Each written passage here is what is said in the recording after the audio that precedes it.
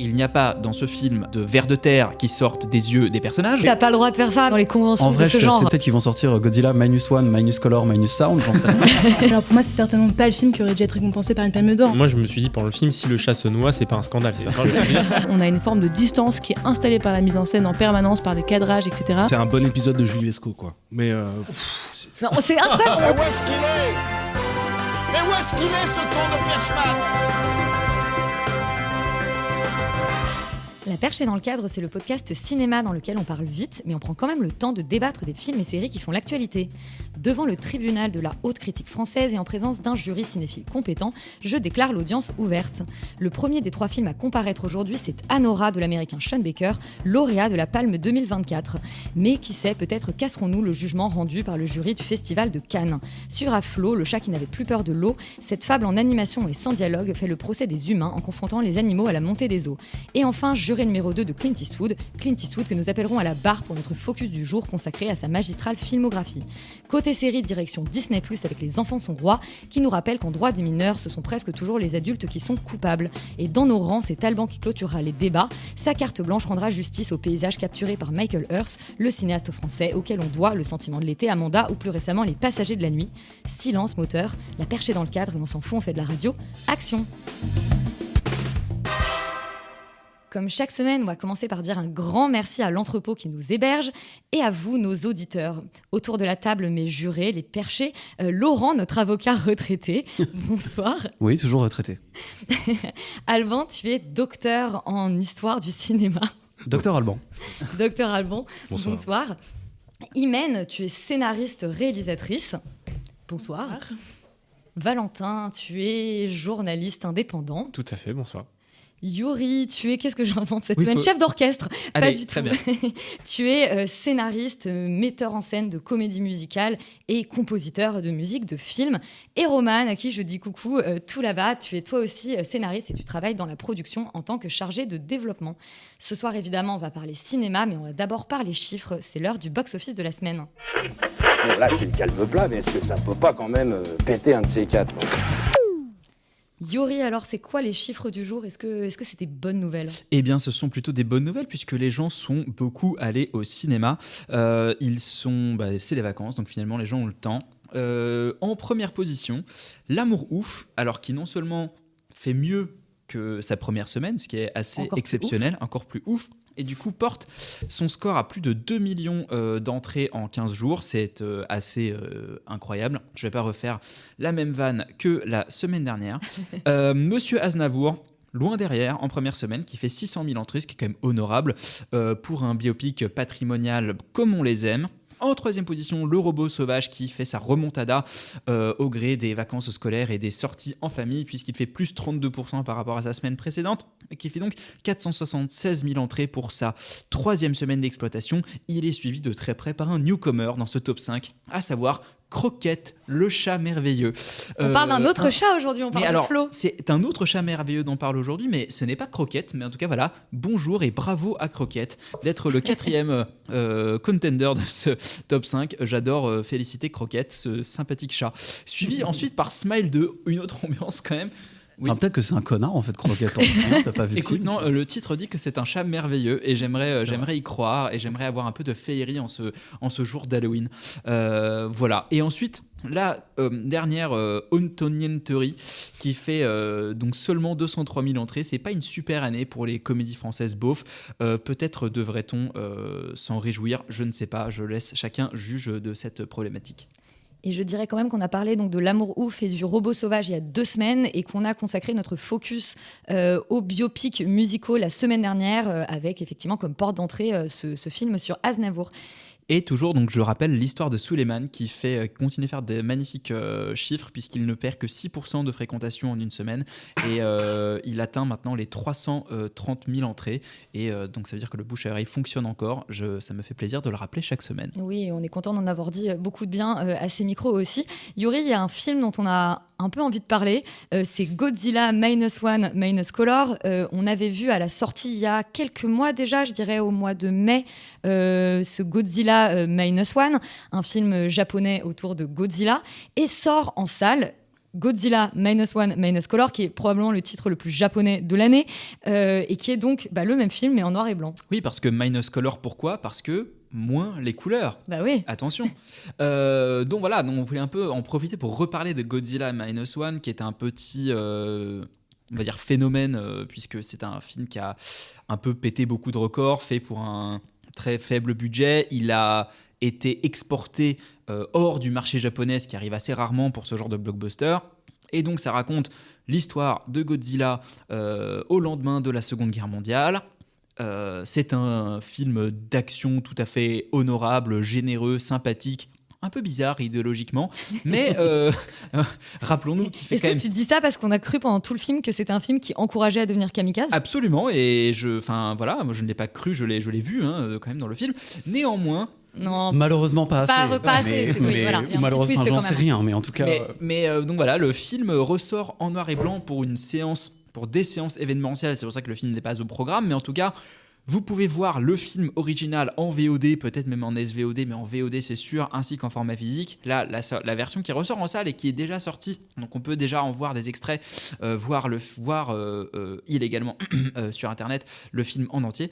Mais en tout cas, c'est assez bienvenu puisque le film replonge dans une ambiance vraiment années 50. Ils ont rajouté un grain de pellicule très rétro, très sympa, et qui donne en fait au film un cachet pas dégueu, puisque je trouve qu'il y a en tout cas dans les extraits qu'on a vus, il y a vraiment un truc très vintage, et qui fait qu'on oublie un peu le côté parfois un peu carton-pâte de certains décors, de certains effets spéciaux.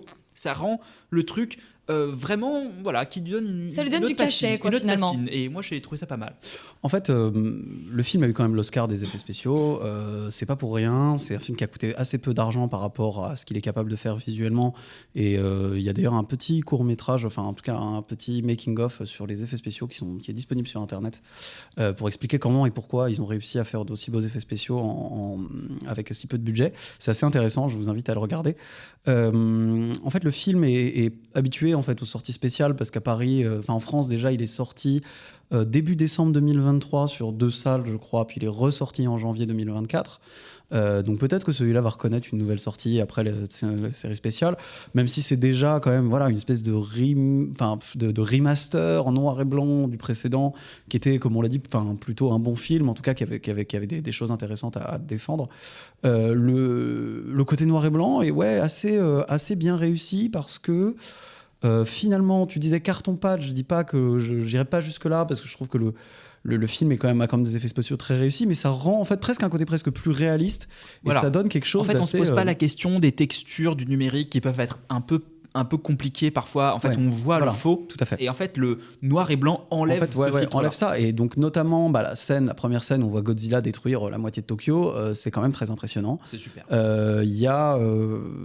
C'est assez réussi, surtout que en fait, ils ont choisi de changer l'image, mais pas le son, pas revenir sur un truc d'aspect ancien, ce qui est en réalité un choix qu'on peut discuter. C'est-à-dire peut-être qu'ils vont sortir Godzilla -1, Minus Color, Minus Sound, j'en sais rien. Ils en seraient capables. On l'attend.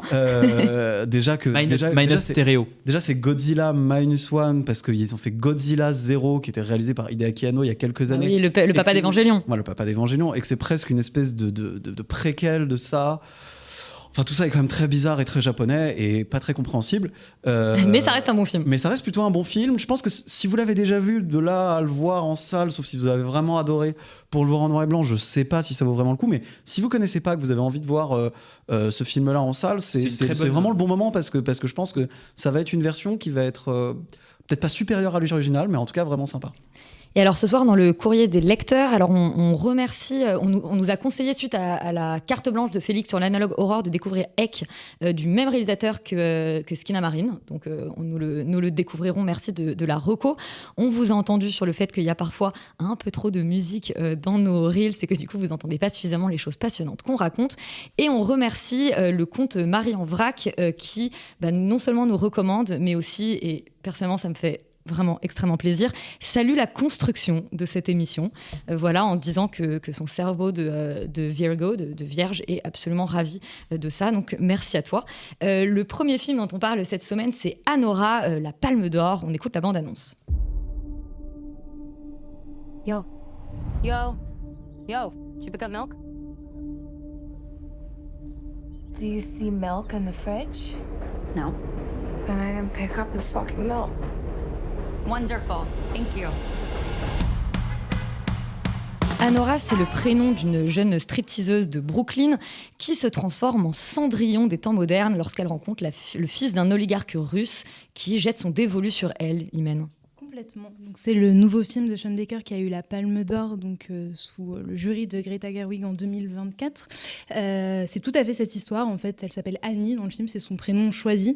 Et donc, en effet, ce jeune russe qui s'appelle Ivan jette son dévolu sur elle et décide un peu de la prendre en tant que girlfriend pour une semaine, sa girlfriend américaine, pour justement vivre ce qu'il dit God Bless America et un peu le rêve américain dans une espèce d'illusion totale. Moi, c'est un film que j'ai bien aimé, mais auquel je vois énormément de défauts, et c'est vrai qu'on en reparlera, mais je pense que après c'est certainement ma grille de lecture, mais j'ai eu du mal à aller le voir en me disant que je me disais vraiment que j'allais voir la Palme d'Or, et donc forcément je pense que mes attentes étaient peut-être un peu élevées et qu'il y a eu un peu un esprit de comparaison qui s'est fait, et où j'ai trouvé que le film n'était pas suffisant, en tout cas dans mes attentes, quand bien même j'aime énormément le cinéma de Sean Baker, et je reviendrai ensuite là-dessus. Et le cinéma de Sean Baker auquel Manon a accordé une carte blanche il y a 2 semaines pour nous parler de ses premiers films, et on connaît un peu mieux Florida Project et Red Rocket. Yuri, toi tu as été carrément enthousiasmé par cette Anora. Mais oui, mais peut-être, du coup, je rebondis sur ce point-là, peut-être parce que je suis moins client du cinéma de Sean Baker d'habitude. J'aime bien ses films, mais ça s'arrête là. Et j'avoue que celui-là, j'y allais en mode encore un film de Sean Baker dans lequel, en fait, va pas y avoir vraiment d'intrigue, et ça va être un peu des scénettes naturalistes filmées en 35 mm, un peu saturées. Et c'est un peu ça, mais cette fois-ci, en tout cas, une histoire qui, moi, m'a beaucoup plus emporté que sur ses précédents films. Je trouve qu'il a fait un saut en termes de mise en scène, de montage, de rythme comique, de rythme... Parce que c'est une comédie. Voilà. Et en tout cas, j'ai apprécié énormément de choses dans ce film. Son casting, son histoire rocambolesque qui, moi, m'a fait hurler de rire pendant une bonne moitié du film.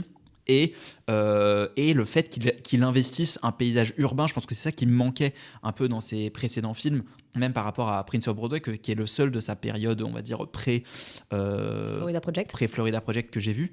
En fait, de réinvestir en fait les rues de New York, d'aller filmer dans la rue, d'aller filmer avec des figurants qui sont pas des acteurs syndiqués, d'avoir des décors, en fait, des décors qui sentent la vie. Et je trouve que revenir à ce décor-là lui a peut-être rendu une énergie qu'il avait, à mon sens, un peu perdue dans ses précédents films. En tout cas, moi, j'étais très, très heureux de voir ça. Et sa comédienne principale, c'est Mickey Madison, qu'on avait entre autres aperçu dans Once Upon a Time in America de Tarantino.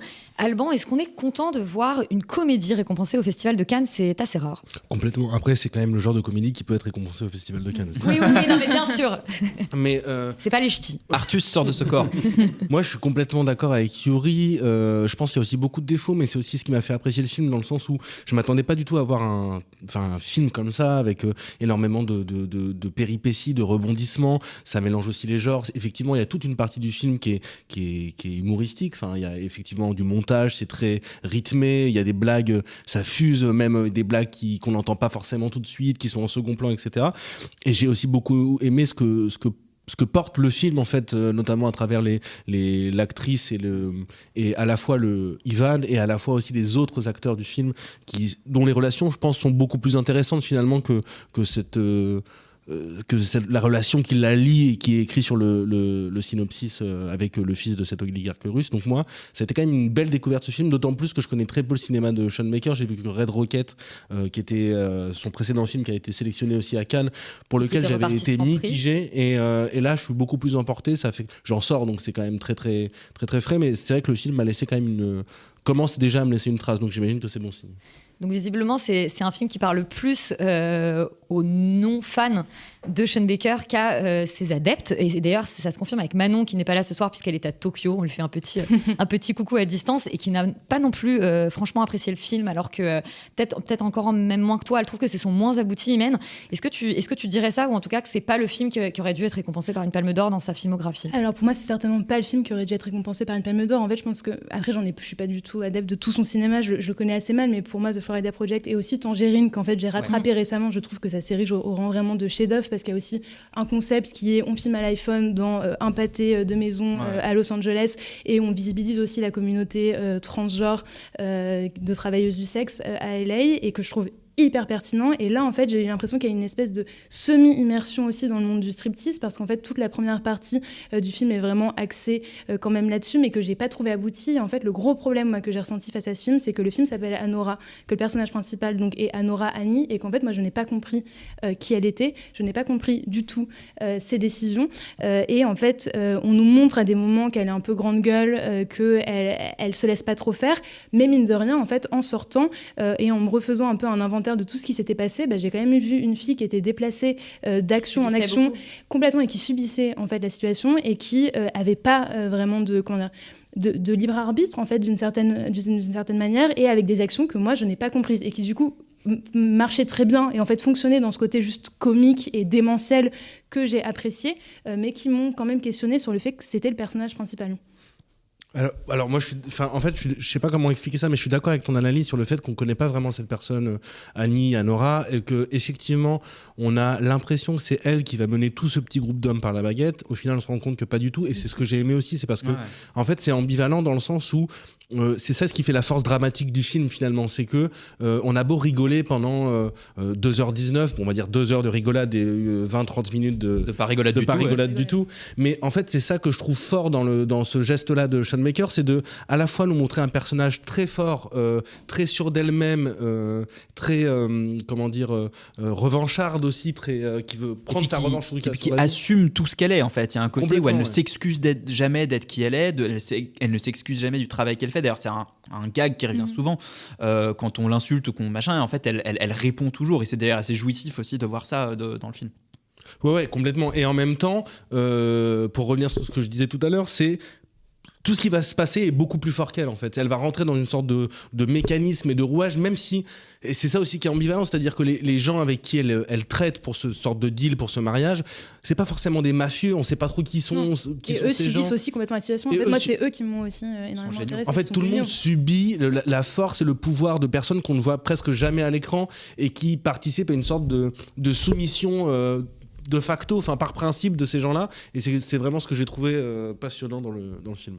Mais je suis d'accord avec toi, et surtout je trouve qu'en fait on comprend, moi je comprends assez bien bizarrement le personnage, c'est-à-dire que je trouve que justement dans son côté hyper cynique de en fait je vais prendre la thune là où elle est, je vais prendre ma revanche un peu sur la vie, etc., qui se transforme en je crois à ce conte de fées alors que je ne veux pas y croire et je m'autorise à y croire pour ensuite comprendre qu'en fait finalement ce conte de fées n'a jamais vraiment existé. Moi je trouve qu'il y a un truc en fait qui m'a assez bouleversé à la fin sur le côté parce qu'en fait je me dis mais non mais évidemment tu vois que tu vois que c'est faux, tu vois que ça va pas avoir lieu, et je trouve que cette scène là est extrêmement bien gérée. On lui dit mais arrête de me raconter ça, tu vas me faire croire des trucs qui sont pas vrais, et du coup d'avoir ce personnage là qui en fait est tellement cynique au début et s'autorise à croire quelque chose auquel elle pense ne pas avoir droit, pour en fait se faire rappeler qu'elle n'y a pas droit, et qu'en fait la structure de pouvoir dans laquelle et de domination dans laquelle elle s'inscrit va en fait finalement la rattraper. Je trouve qu'en fait réussir à mélanger ça à une comédie qui est vraiment, les pieds nickelés, joue à la mafia quoi. Parce que c'est vraiment drôle. C'est vraiment drôle. Et d'avoir une sorte de, et que un truc que j'ai vraiment apprécié aussi, ça va avec l'obsession naturaliste peut-être de Sean Baker, mais d'être allé chercher des mecs qui parlent vraiment russe, vraiment arménien. Ça te parle, Yuri. Oui. Mais non, mais en fait, il y a un truc où ces mecs-là, c'est des vrais trognes qu'on peut voir à Brooklyn, quoi. Et une des scènes les plus drôles, c'est un des mafieux qui reçoit un texto pendant un baptême. Mais moi, j'étais mort de rire, j'étais plié en deux quand il regarde, alors que les mecs sont en train de baptiser son filleul et tout, et qu'en fait, il y a le mafieux en chef qui lui dit va en gros faire le babysitter pour mon fils, et que le mec regarde son téléphone pendant le baptême. Ça, c'est une scène de comédie qui joue sur le montage, qui joue sur ça, qui est incroyable. Et du coup, moi, je trouve qu'arriver à balancer à la fois un truc qui est profondément social, parce qu'il parle d'un New York, il parle d'une Amérique des marges, qui est un peu son obsession, mais qui continue à faire, avec une vraie comédie assumée qui va d'un point A à un point B de manière assez structurée. J'ai trouvé ça assez fort. C'est l'anti-Pretty Woman. Un peu. Ouais. Bon, on recommande quand même plutôt cette Anora. Ouais, en fait, je voulais juste rebondir sur ce que tu disais parce que c'est ça aussi qui a marché sur moi sur ce film-là, c'est que la naïveté en fait qu'elle finit par adopter. Anora en fait dans le film, le fait de croire à cette histoire d'amour, ce qui est fort aussi, c'est que ça marche sur nous. Moi, à un moment, j'ai cru aussi que ça allait bien se passer pour elle et que finalement, il y allait avoir une sorte de pas de happy ending parce que je m'attendais en fait qu'il se passe quand même une dinguerie comme ils disent même eux dans le film à la fin.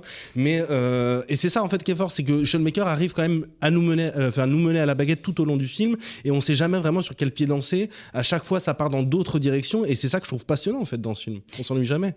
Alors, je suis d'accord sur le fait qu'en fait on s'ennuie pas. Moi, c'est marrant, mais en fait, je ne l'ai pas vu justement. Le fait que j'ai pas compris, parce qu'on me le vend comme un truc un peu Cendrillon 2024, et moi j'ai eu du mal à voir l'histoire d'amour. Et en fait, dans mon incompréhension aussi de ce personnage-là, et peut-être que c'est lié aussi au jeu de la comédienne, j'en ai aucune idée, mais il y a quelque chose où je n'ai pas compris à partir de quel moment elle s'est dit qu'elle croyait cette histoire d'amour. Et donc, à la fin, en fait, le fait qu'il y ait une sorte de revirement, où on sent qu'elle veut être attachée à ce mariage, moi, c'était un peu une incompréhension parce que je ne savais pas du coup qu'est-ce qui l'intéressait. Est-ce que c'était vraiment l'argent? Sauf qu'en fait, elle accepte aussi de se désunir pour une somme ridicule, comme on nous a montré qu'en fait, c'est 15 000 $ pour passer juste une semaine à teuffer. Oui. Du coup, il y a une incompréhension, moi, qui s'est tissée là, à ce moment, et qui fait que du coup, je n'ai pas réussi à tenir.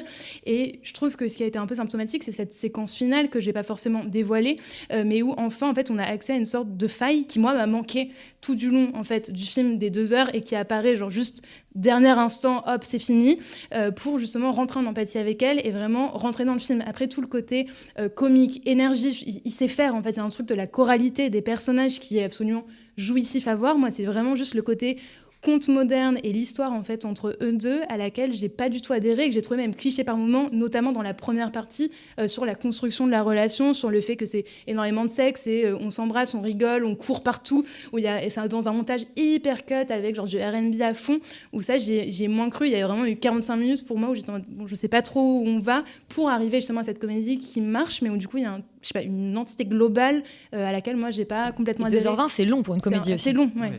Mais en vrai, je suis assez d'accord. Je vois ce que tu veux dire. C'est juste que moi, j'ai acheté ce truc-là de vivre dans un univers qu'en fait que eux-mêmes ne comprennent plus. C'est-à-dire qu'ils sont là, ils vivent dans un truc qui est complètement déconnecté de tout. Et justement, par rapport au happy end, moi, je trouve ça super intéressant que ce soit un conte de fées qui n'ait pas de happy end. Complètement, ça c'est génial.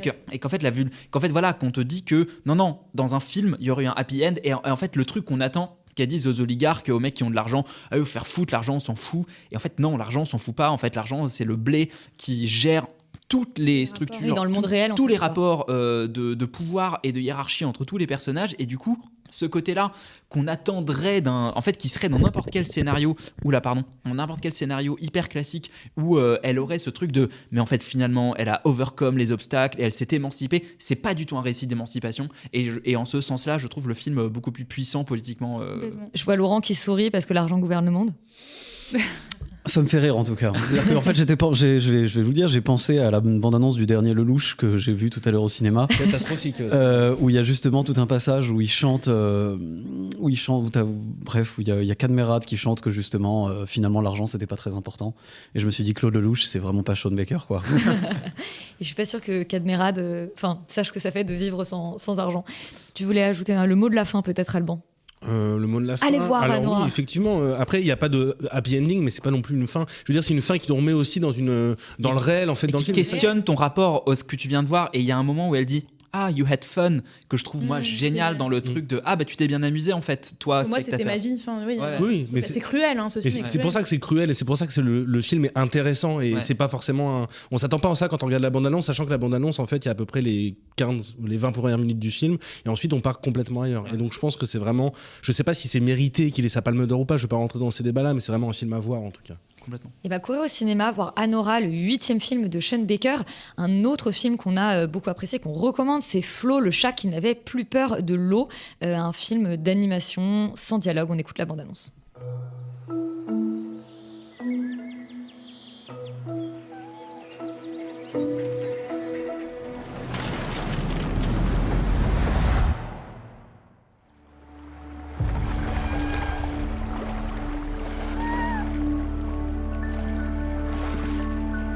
Donc Flo, le chat qui n'avait plus peur de l'eau, c'est l'histoire d'un petit chat qui se réveille dans un univers envahi par l'eau et dans lequel toute la vie humaine semble avoir disparu. Et ce petit chat, il trouve refuge sur un bateau avec un groupe d'autres animaux. Yuri, tu l'as vu dimanche et en sortant de la salle, t'as crié « Pépite !» À défaut de crier « Croquette ». Mais alors oui, alors ça m'a pas donné envie d'aller voir Croquette, le chat merveilleux, mais en tout cas, oui, en fait, en fait, tu as raconté le film, c'est-à-dire que c'est un petit chat qui vit une vie de petit chat, alors à la différence que les humains ont déjà disparu avant la montée des eaux. C'est-à-dire qu'on est dans un monde qui est complètement atemporel, presque mythologique, avec des grandes ruines, des grandes structures dont on ne sait pas où elles sortent, des choses en fait qui sont comme ça très bizarres. Et du coup, on ne se pose jamais la question de la présence humaine en réalité dans ce monde-là. On s'est dit qu'elle a eu lieu un jour. Mais on va l'explorer. Et elle est récente. Mais elle est récente. Il y a des indices qu'elle est récente. Mais donc l'eau monte de manière apocalyptique et rapide. Le petit chat va devoir se résoudre à affronter sa peur de l'eau et à du coup cohabiter avec un capybara narcoleptique, un lémurien kleptomane et un golden retriever vraiment trop gentil. J'ai l'impression que tu décris la bande des perchés. C'est la perche, voilà. Mais non, moi c'est un film qui m'a émerveillé, mais vraiment au sens premier du terme. C'est-à-dire que moi, à un moment, je ne comprenais plus ce que je voyais tellement c'était beau, tellement en fait j'ai eu un truc de les couleurs, la manière de gérer l'animation. C'est un mélange d'animation 3D, donc un truc très fluide et d'apparence très pastel, très pâteuse, très déréalisée.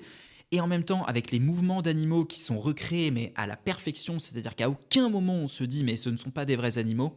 Et surtout, un travail d'écriture extraordinaire qui est que ce sont des personnages écrits avec des affects, avec des émotions, avec des comportements, et pourtant, à aucun moment on ne doute du fait que ce sont des animaux qui agissent pour des raisons animales, à savoir, ils veulent survivre. Et il n'y a pas de tu es mon meilleur ami chien, rien de tout ça, il n'y a pas un mot de... En fait, ça existe à l'écran, hein, mais c'est vraiment incarné par des comportements purement animaux, et ça, c'est assez magnifique. Valentin, il sourit comme un enfant, c'est joli à voir. T'es plutôt narcoleptique ou kleptomane ? Plutôt kleptomane, je pense. Non, mais je suis d'accord avec ce que Yuri vient de dire. En fait, je pense qu'on est à peu près sur la même ligne. Je trouve assez admirable le film, en fait, dans l'exigence qu'il a eue par rapport à sa propre démarche, parce qu'effectivement, il n'y a aucune facilité d'écriture, et c'est le truc qui saute le plus aux yeux, c'est qu'effectivement, c'est l'histoire d'un chat, et c'est vraiment l'histoire d'un chat. C'est-à-dire qu'il prend en plus, du coup, des mauvaises décisions, parce que par exemple, quand il a peur de l'orage, il va se foutre en haut du mât parce qu'il a l'impression d'être plus en sécurité en haut du mât que sur le pont. Bon, il se trouve qu'en fait, spoiler, ça marche pas du tout, il se retrouve propulsé dans l'eau. Oui, mais c'est ce que ferait un vrai chat, c'est-à-dire qu'il n'y a pas d'espèce de volonté de l'humaniser pour le rendre accessible. Pas d'anthropomorphisme. Voilà, pas d'anthropomorphisme. Et pas de dialogue du tout, donc ça rend le truc extrêmement sec. Et je trouve que le film est extrêmement poétique. Alors visuellement, effectivement, je me suis demandé comment c'était fait. En plus, j'adore la démarche parce qu'a priori, c'est un logiciel qui n'a rien coûté, qui est gratuit, qui est en open source. Blender, ouais. Donc la démarche créative, qui d'ailleurs, apparemment l'animation est française par ailleurs. Oui. Les dessins sont du réalisateur letton, mais l'animation est française. Le réalisateur letton, Jinst Zilbalodis, j'espère ne pas l'avoir écorché. Et effectivement, c'est une coproduction avec la France et la Belgique. Tout à fait. Et donc je trouve que la démarche en plus est super chouette. Et j'ai beaucoup aimé le personnage du chat. J'ai beaucoup aimé les images et ce qu'on me racontait visuellement. T'as pas parlé des lumières, par exemple, que je trouve absolument formidable. Il y a une gestion parce que du coup, on passe toute la journée sur le bateau avec eux, en tout cas dans l'eau en permanence. Donc on est en permanence dans les reflets. Il y avait plein de moments où ça aurait pu être un peu moins beau, un peu moins réussi. Tout est vraiment sublime. Il y a vraiment des moments d'émerveillement pur. Je suis d'accord. Je pense que c'est le bon terme. Et j'ai un dernier aspect que je trouve vraiment particulièrement saillant, c'est la gestion justement de la présence humaine. C'est-à-dire que c'est une fable quand même, c'est une parabole en tout cas écologique, à l'évidence, et c'est géré vraiment de manière très chouette grâce à deux choix que je trouve vraiment pertinents. D'une part, ne pas avoir mis d'humains parce que ça nous évite tout un tas de situations où les humains seraient en train de paniquer. Bref, ils sont partis, voilà, on ne sait pas exactement pourquoi. Et par ailleurs, d'avoir choisi cette eau qui monte là, de manière inexorable et qui est étouffante. Et c'est un vrai thriller, c'est-à-dire que c'est un des films qui m'a le plus stressé cette année. Genre, objectivement, c'est un survival en fait. Et alors, justement, la question du genre, c'est un survival, ça t'a extrêmement stressé. Est-ce que Flo, c'est un film qu'on peut recommander à des enfants, ou en tout cas à des parents qui voudraient emmener leurs enfants le voir ? Mais complètement, parce que tout est raconté par l'image, et en fait qu'on peut tellement s'identifier, on peut tellement reconnaître dans ces comportements animaux, des comportements de nos propres animaux et même de nous-mêmes. Tu vois, il y a des trucs où en fait, je pense que tout le monde peut le comprendre. Oui, mais ma question n'était pas tout à fait ça, de savoir s'ils allaient le comprendre, mais de savoir s'ils allaient leur créer des traumas comme Yuri, tu en as vécu par exemple avec les Miyazaki quand tu étais petit. C'est des bons traumas. Alors, oui, alors qu'on soit clair, il n'y a pas dans ce film de vers de terre qui sortent des yeux des personnages, ce qui est le cas de Princesse Mononoke. Pour ceux qui l'ont vu à 5 ans, ça ne s'efface jamais de votre rétine. Là, il y a à un moment, le chat manque de se noyer 1 ou 2 fois, mais c'est toujours rattrapé par une espèce de grâce féerique qui emporte un peu tout, quoi. Il y a pas de violence ou de sang, quoi. Après, c'est sûr que moi, je me suis dit pendant le film, si le chat se noie, c'est pas un scandale. C'est-à-dire que le film ne laisse pas penser qu'il va survivre à tout et que tout va bien se finir. C'est-à-dire qu'il y a quand même des moments, il y a des scènes un peu dures où je pense qu'un gamin comprendrait qu'il y a vraiment un risque, en fait, qu'on n'est pas dans un Disney et qu'il y a peut-être un moment où il va se passer des choses un peu désagréables. Enfin, donc pour ça, le film est un peu dur, mais vraiment, je trouve que politiquement, dans la manière de ce que ça raconte de la catastrophe écologique en cours, et rappelons, voilà, l'actualité le montre, voilà, l'eau arrive parfois, et ben je trouve que pour des gosses, c'est super cool, parce qu'en fait, on comprend vraiment, il y a un sentiment d'angoisse, et en même temps, il y a quelque chose de très doux et de très mélancolique aussi, et dans cette idée que, en fait, les choses peuvent très bien continuer sans nous, et moi, j'aime beaucoup, par exemple, la représentation de l'humanité, dans le sens où, tu l'as dit, il y a beaucoup de ruines et beaucoup de choses qui sont très distanciées. Il y a aussi un endroit où le chat aime bien se mettre au début, une maison, une maison, où il y a plein d'objets qui sont disposés sur la table. C'est là qu'on comprend que les humains étaient là il n'y a pas longtemps, c'est qu'il y a des objets dont on sent qu'ils étaient... Voilà, il y a des papiers, où il y a des écritures, il y a plein de choses qui n'ont pas l'air pourries, qui n'ont pas l'air moisies, en fait, et qui prennent l'eau et qui disparaissent, en fait. Et en fait, c'est même pas un sujet dans le film. C'est-à-dire que vraiment, juste, c'est là. Et donc, il y a une des premières scènes, le chat se retrouve un peu bien embêté parce que là où il était avant, il peut plus y être. Donc, lui, il prend la route, il se taille. Hein. Et en fait, du coup, on est laissé avec cette espèce d'angoisse absolue de fait, qu'est-ce qui se passe pour nous, enfin, où ils sont et pourquoi est-ce que l'eau monte, est-ce que quelqu'un s'inquiète ou est-ce que déjà tout est perdu. Je trouve que dans la manière dont c'est raconté, c'est à la fois très doux, très mélancolique et très brutal, et dans la création d'un imaginaire écologique, c'est vachement chouette, je trouve. Mais je suis complètement d'accord, et tu en as parlé avec beaucoup d'intelligence. Je réfléchis à ce que tu dis. Non, mais je suis... voilà, en effet, on est bluffé par l'intelligence du film, sa gestion de l'écriture et tout, moi, sa parenté, ça a été beaucoup souligné, mais c'est un vrai truc avec le jeu vidéo. C'est ce que j'allais dire, Ouais. C'était ce que je voulais rajouter. Ouais. C'est pour moi, en fait, tellement sur la même longueur d'onde. En fait, c'est pour moi, moi qui suis pas du tout fan de Zelda Breath of the Wild, c'est probablement ce qui se rapproche le plus de l'émotion que ressentent les gens qui aiment ce jeu. Parce que c'est quand on joue à Zelda qui a globalement pas d'histoire et qu'on doit se gambader dans un monde auquel on comprend rien et fabriquer des trucs pour avancer dans le jeu. Moi, ça me fait super chier, mais là, en tout cas, comme j'ai pas à avoir une manette en main et que c'est un petit chat qui se charge de tout ça, je suis, en fait, je pense, touché par le même émerveillement qu'on a quand on joue à un jeu vidéo, c'est-à-dire qu'on va visiter un endroit, on va visiter un décor et d'un coup, ça va s'ouvrir à nous et on a la manette en main et d'un coup, le décor se dévoile et on a cette espèce d'émotion primaire de « Wow, c'est magnifique !» Moi, j'ai ressenti ça au cinéma. C'est la première fois que je voyais cette émotion très précise d'émerveillement devant un décor de jeu vidéo, en réalité, retranscrite à l'image dans un film narratif classique d'1h30. Mais ça, c'est permis parce que visuellement aussi, il y a la caméra a l'air vraiment harnachée au personnage. Ouais, elle est tout le temps à hauteur de chat, quoi. C'est-à-dire, on gambade avec le chat. Et donc, effectivement, il y a des espaces qui s'ouvrent devant nous comme ils s'ouvrent devant lui.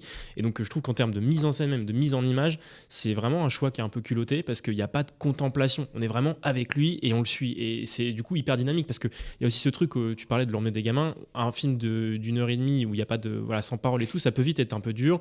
Je me souviens de La Tortue Rouge que je trouve être un film génial, mais un peu difficile d'accès. Oui, là. Oui, pour un enfant, c'est un peu compliqué, voilà. exigeant. Là, on n'est pas sur un film d'animation à destination des adultes bien concentrés, bien reposés. Un gamin peut vraiment se sentir stimulé par ce qu'il voit à l'image, vraiment. Et on recommande alors absolument ce Flo, le chat qui n'avait plus peur de l'eau, pour les enfants, pour les adultes, pour absolument tout le monde. On va tout de suite parler donc, du jury numéro 2, le film de Clint Eastwood. Mais comme c'est le focus de ce soir, il y a d'abord un jingle. Ce film a confondu mon histoire et celle de ma sœur Colette, qui a effectivement épousé Monsieur McBurett. Monsieur McBurett, qui est l'aviateur anglais. Voilà. Jury numéro 2, c'est l'histoire d'un homme qui se retrouve juré à un procès de meurtre et il réalise qu'il est l'auteur du crime, Laurent. Est-ce que ça t'est déjà arrivé dans ta carrière d'avocat ? Tellement de fois. Pas que juré ou pas. Non, en vrai, oui, globalement, tu as résumé ça assez simplement. Il est juré dans un procès d'assises contre un type qui est censé avoir tué sa compagne de l'époque. Sauf qu'en fait, il se rend compte que ce serait lui qui serait l'auteur du crime. Il ne le savait pas avant, juste il pensait avoir heurté un renne, un chevreuil, quoi, un cerf dans son bled parce qu'il faisait nuit. Et en fait, c'était très probablement une femme. C'est je sais pas le combienième film de Clint Eastwood. Probablement dans les 50. Je vais clairement chercher cette information. information. Les 20 ou 30, je pense. Non, plus de 50. Plus de 50, ouais. En tout cas, il a 94 ans aujourd'hui. Je suis assez sidéré de voir qu'un type de son âge arrive encore à réussir à faire des bons films, parce que la réalité, c'est que c'est plutôt un bon film. Assez simple, assez classique. Je pense très dans la méthode Eastwood, c'est-à-dire pas beaucoup de prise de tête, où on prend des bons acteurs et on les fait jouer le rôle, on leur fait dire les répliques, et voilà. Mais ça peut avoir des qualités. Hein. Et là, en l'occurrence, ça donne un film de procès assez bien fait, qui tient assez bien, avec des super acteurs, avec des vrais bons moments. Moi, je suis un petit peu quand même... Je pense que je suis celui qui a le moins aimé autour de la table. Je trouve qu'il y a quand même un petit problème. C'est que moi, j'ai toujours un peu de mal avec les films où, en gros, il y a beaucoup de choses qui se passent et qui n'ont pas de sens si les personnages avaient juste réfléchi un tout petit peu ou fait un tout petit peu mieux leur travail. Et en fait, c'est un peu le problème. C'est-à-dire que globalement, il y a beaucoup de choses qui sont pas très cohérentes et qui fonctionnent... Juridiquement, notamment ? Pas forcément juridiquement parlant, mais dans le procès, je vais pas trop spoiler les gens parce que c'est pas le sujet, mais dans le procès, il y a vraiment des trucs où en fait les problèmes qui sont soulevés, enfin qu'on pourrait soulever, qu'on soit le procureur ou la défense, sont trop évidents et je comprends pas pourquoi est-ce qu'ils sont pas soulevés par les parties à ce moment-là. Après, moi j'ai pas du tout, j'ai jamais été avocat de pénal, hein, donc franchement je suis complètement largué là-dessus. Mais au moins autant presque. Mais toujours est-il qu'il y a vraiment des trucs de manque de logique et de trucs où ils ont pas bien compris. C'est un peu dommage.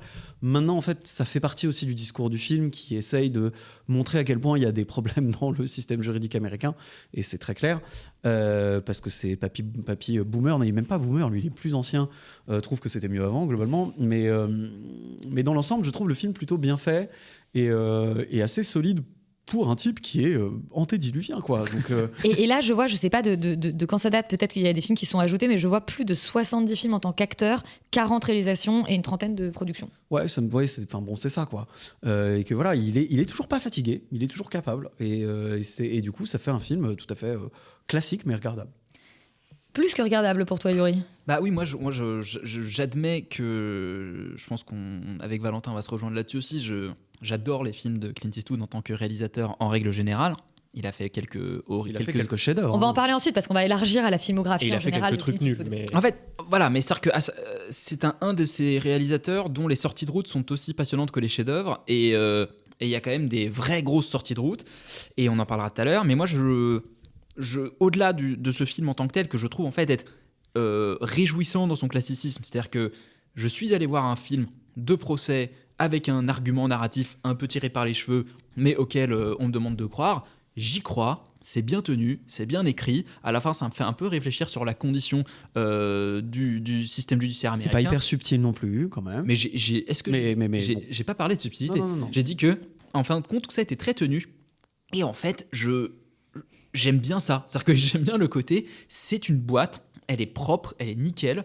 Et il y a un truc qui moi, m'impressionne, en fait, dans la rigueur d'Eastwood, de toujours aller chercher des sujets comme ça, qui dépeignent un réalisateur et un personnage beaucoup plus ambigu et nuancé que ce qu'il laisse avoir. Que l'espèce de républicain qu'on nous dépeint dans les... Quand on lui tend un micro et qui raconte un peu n'importe quoi, mais toujours avec des positions très contradictoires. C'est-à-dire que c'est un mec qui peut dire A un jour et B le lendemain, parce que, en fait, globalement, son mantra, c'est « me faites pas chier, je fais ce que je veux ». C'est un peu ça sa philosophie de vie. Et du coup, quand il fait ses films, c'est un peu « me faites pas chier, je fais ce que je veux ». Et ce film-là, je trouve... du coup, traduit quand même de sa part, je trouve, une nuance intellectuelle sur qui est coupable, qu'est-ce que la culpabilité, qu'est-ce que la justice, qu'est-ce que la vérité judiciaire et la vérité des faits, jusqu'où doit-on aller pour couvrir un crime et jusqu'où peut-on aller pour sauver sa peau. Et ben en fait, c'est des questionnements moraux qui traversent le film, qui traversent son cinéma depuis des années, qui ne sont pas là son plus grand chef-d'œuvre, mais qui sont un film hyper maîtrisé, clean, et dont il n'a pas à rougir pour son Xème film. Yuri parle d'une boîte bien propre. Valentin, Clint Eastwood, c'est quand même peut-être le cinéaste du classicisme. Oui, là et celui-là, il échappe pas du tout à la règle, effectivement. En fait, je trouve pas ça balourd, je trouve ça frontal. Et c'est pas tout à fait pareil. C'est-à-dire que vraiment, là, il te fait un film qui est pas un film. C'est pas tellement un film de procès en tant que tel, parce qu'on est beaucoup dehors quand même. C'est vraiment un film de dilemme moral. Je postule que voilà, qu'il se passe ça. Exactement, c'est acheter cette proposition. Une fois que vous l'avez acheté, allons déployer les enjeux moraux qui peuvent se tramer dans cette histoire. Et effectivement, tu as deux personnages qui discutent de l'enjeu du film devant vraiment une statue, devant le tribunal, devant une statue représentant la justice qui les sépare tous les deux. Enfin, tu as un truc qui est très très frontal dans ce que ça porte comme discours.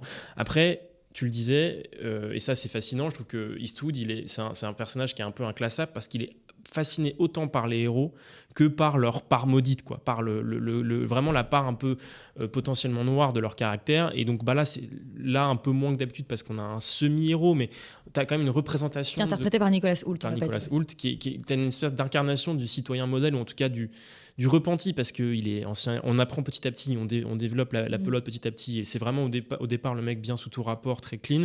On se rend compte qu'en fait c'est un ancien alcoolique, que potentiellement il y a un contexte qu'on n'avait pas et que finalement tout est un peu plus compliqué. Et en fait on sort de ce film en disant tout était beaucoup plus compliqué en fait que le point de départ. Et j'en sors en n'étant pas très certain de ce que je pense. Ce qui est quand même assez rarissime. Je trouve que l'ambiguïté de la morale, elle est très forte. Et elle tient par exemple dans les scènes où il révèle ce qu'il pense, c'est-à-dire qu'il garde pas ça pour lui, il révèle le fait qu'il vient de découvrir ça, et je trouve qu'à chaque fois c'est amené avec les réactions des personnages en face sont très réalistes, c'est-à-dire qu'ils sont pas en train de juger, ils sont pas en train de considérer que ce qui se passe est dramatique, ça sert pas simplement de rebond, il y a vraiment une espèce de réaction de ok, j'accueille cette nouvelle, sa femme se demande comment elle va pouvoir réagir, tu sens que la procureure se demande comment elle va pouvoir réagir, tu sens que l'avocat qui est dans sa paroisse se demande comment est-ce qu'ils peuvent gérer cette situation. C'est une série de dilemmes moraux. Voilà, exactement. Et en fait, c'est à chaque fois avec beaucoup de finesse dans la caractérisation. Et les dilemmes moraux, c'est quand même un des sujets principaux de la filmographie d'Eastwood. C'est souvent des personnages qui sont face à des dilemmes moraux. Je disais tout à l'heure que c'était un cinéaste classique. C'est peut-être un des derniers représentants de ce cinéma classique des États-Unis. Et pour autant, c'est quand même un cinéaste qui a toujours su se renouveler, Yuri. Bah oui, parce qu'il est passé par tous les genres, il est passé par le western au début de sa carrière, on y reviendra peut-être même en tant qu'acteur, mais il a commencé par réaliser des westerns, il a ensuite réalisé le plus grand anti-western de l'histoire des westerns qui est Impardonnable, Impitoyable, Unforgiven en anglais, qui en fait va complètement retourner le discours officiel des westerns contre lui-même. Enfin, c'est un film qui est exceptionnel si vous. Et du coup, pas si classique. Mais dans sa forme. J'avais plus en termes de forme. Dans sa forme, il a toujours été en tout cas un grand. Enfin, pour moi, c'est un cinéaste hawksien, fordien, vraiment, pour reprendre un peu des grands adjectifs comme ça. Mais voilà, une espèce de savoir-faire hyper bourrin, mais hyper clean de la grammaire du cinéma. Et en fait, comme ça, traversé beaucoup de genres. Le film d'exploitation SF dans les années 80. Le mélodrame total, chef-d'œuvre aussi, qui est Sur la route de Madison. Et en fait, moi, c'est ça qui me passe. Le film noir avec Mystic River, voilà. Et moi, le film de guerre. Avec et le film de propagande de guerre aussi, avec American Sniper. Mais on verra, parce que je sais que Valentin adore ce film. Mais je suis dans une... Moi, en fait, voilà, moi, sa filmographie me dépeint un personnage infiniment plus profond et plus complexe que l'inspecteur Harry, qui est un peu son pendant le plus fascistoïde, quoi. Et alors justement, peut-être remontons un petit peu le temps. C'est avant d'être un réalisateur, c'est quand même un acteur, on l'a dit, qui a joué dans plus de 70 films, qui a notamment joué dans les Sergio Leone, etc. Qu'est-ce qu'effectivement on pourrait imaginer qu'il ait appris des réalisateurs avec lesquels il est travaillé et peut-être déconstruit par la suite. Notamment, je pensais à Sergio Leone avec l'idée de faire un anti-western. Bah oui, enfin là, il est formé à la bonne école, c'est-à-dire qu'il est tombé le nez dedans quand il était petit. Enfin, il y a un peu un truc où nécessairement c'est pas complètement idiot de le voir faire une carrière entière sur le fait d'être une sorte de rebut de la société qui va contester le discours officiel tout en l'épousant dans ses aspérités les plus romantiques et les plus jolies, parce qu'il aime bien ce qui est beau probablement. Parce que Leone, c'est ça en fait, c'est la sublimation de ce qu'il y a de médiocre. Donc c'est pour ça que j'aime tant ce cinéaste. Ouais, bah oui, non mais c'est vrai, moi je suis totalement d'accord avec toi, c'est absolument génial. Mais je pense qu'effectivement, alors moi ce que j'aime bien chez Eastwood acteur, c'est le fait que ce soit quelqu'un qui a été choisi pour être très placide, et en même temps c'est quelqu'un qui a il est très beau aussi au départ. Oui, voilà, c'est ça. Ce visage, est glacé. Voilà, il est glacé, il joue le mec glacé, ouais. C'est ça qu'il est chez Leone. Il est le bon. Exactement, il est le bon, il est le rigide, il est dur Alex et de l'ex, et en même temps il est pas du tout ça, parce que en fait dans l'ensemble il y a quand même un pouvoir comique très fort chez lui en tant qu'acteur assez rapidement, et c'est quelqu'un qui par la suite dans sa carrière d'acteur va déployer des choses beaucoup plus sombres, beaucoup plus fragiles, et c'est ça qui est chouette aussi. En fait ce qui est marrant, c'est de voir à quel point je pense que sa carrière d'acteur, qui est très longue, parce qu'il commence dans les années 50, ça a été un acteur du système des studios, même carrément. Il a commencé à l'époque où il était sous contrat avec Universal, je crois. Enfin, c'est à l'ancienne. il a cette vision de ce que c'est que de faire des films. Il a fait beaucoup de télé, il s'est fait quand même pas mal connaître aux États-Unis. Il a une vraie carrière à la télé, notamment avec Rawhide. C'est comme ça qu'il a commencé dans les westerns. Il s'est retrouvé chez Sergio Leone de manière complètement invraisemblable parce qu'un obscur acteur de nanar, qui est devenu un obscur acteur de nanar, Richard Harrison, qui en fait a beaucoup tourné de films de ninja à Hong Kong dans les années 70-80, l'a recommandé à Sergio Leone parce que lui, il pouvait pas faire le film, il pouvait pas faire le rôle c'était pour une poignée de dollars. Ça devait être lui, ça devait être Richard Harrison, qu'on connaît pour avoir joué dans 12 films de Godfredo, des ninjas qui colorés. n'aurait peut-être pas eu la même carrière. Des ninjas colorés et moustachus où il grogne, où d'ailleurs il a été payé pour jouer 2 films, mais il en est dans 12 parce que c'était comme ça. Et en fait, il a donné en fait le nom de Clint Eastwood au producteur du film, ou à Sergio Leone, qui l'a pris pour jouer le film. Sa carrière a explosé à cause de ça. Et donc c'est vrai que je pense que le classicisme de son cinéma et le côté en fait système Eastwood qui est quand même très old school, c'est-à-dire qu'il fait très très peu de prises, il prend des acteurs, il les fait un peu répéter, il les fait jouer ses trucs. Mais l'anecdote de Matt Damon que tu peux raconter, qui est incroyable, ou sur Invictus. En fait, Matt Damon, au bout de la 2e prise ou de la 3e prise, Clint Eastwood dit c'est bon, c'est parti, on y va. Matt Damon va lui dire non, moi j'aimerais bien qu'on en refasse quand même peut-être une ou 2 autres, je pense qu'il y a d'autres trucs que je peux trouver. Et là, il y a Clint Eastwood qui lui fait t'as envie vraiment que tout le monde perde son temps en fait. Et c'est la manière qu'il a de bosser. C'est-à-dire que je pense que du coup, ça lui permet de faire des films pas trop chers. D'en faire beaucoup aussi, parce qu'il y a quand même une régularité. Qu'il les rend sans dépassement de budget, assez vite. Avec probablement un niveau d'effort suffisamment minimum pour qu'un type de plus de 90 ans arrive à les tourner. Et en fait, et je pense que cette économie-là, cette manière de penser le cinéma, qui est vraisemblablement beaucoup plus tournée sur l'histoire, sur peut-être même le scénario, sur cette volonté de mettre en scène des enjeux moraux complexes, elle vient en fait de toute cette époque. Là où je trouve qu'il est moins classique, en tout cas par rapport à son époque du cinéma, c'est qu'il y a énormément d'ambiguïté. C'est un réalisateur qui aime beaucoup l'ambiguïté. Il y a toujours de l'ambiguïté dans ses trucs. Enfin, moi, dans tous les films que j'ai vus de lui, il y a toujours des personnages qui sont très ambigus. Ils sont très gris. Très gris, très ambigus dans leur moralité.